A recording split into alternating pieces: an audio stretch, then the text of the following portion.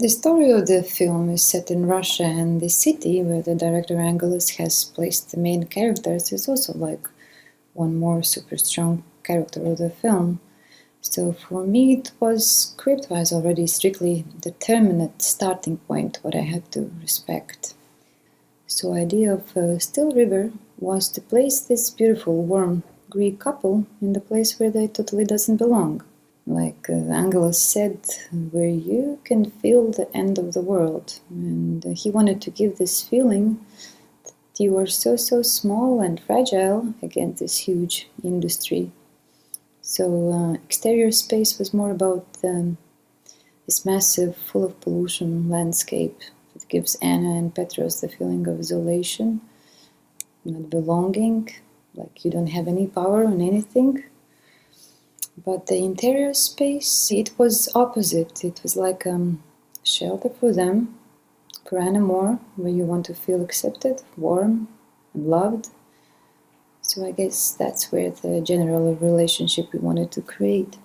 The biggest art direction was the Anna's and Petra's apartment. We were looking for the place that has this post-Soviet feeling, but at the same time have the touch of the European aesthetics. We wanted to create Anna's temporary home, but with a sense of the base location for both of them. Let's say the place that is here and now and nobody knows, maybe even forever. And it was hard to find that kind of place, but at the end we found like totally empty, abandoned apartment that used to be as a fashion studio. And we changed it completely, starting from windows and wall architecture. We changed the wall texture, we did a floor restoration, we built the kitchen, the bathroom there from scratch, so the main character set was more like a studio build, I must say. Speaking about the color palette of the film, since this is the story from the perspective of both of them, Anna and Petrus, I tried to visualize their characters and became to a pretty banal thoughts that Petrus is more like fire and Anna is more like water, that these energies are so strong in their personality that should be translated visually. So against what we had already determined location-wise, we tried to add this blue and red color and some smaller and bigger elements.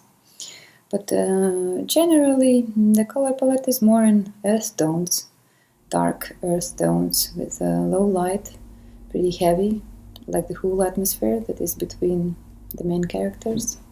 We use these dark colors, dark light. It was more like a metaphor of this tough feeling, this stone inside, when you don't know what's going on inside of you and when you can't find the meaning of what's happening.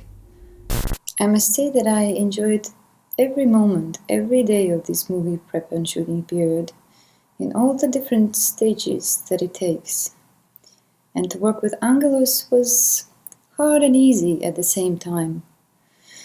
Maybe first of all just because I see him as a strong visual artist, first of all, then as a good director.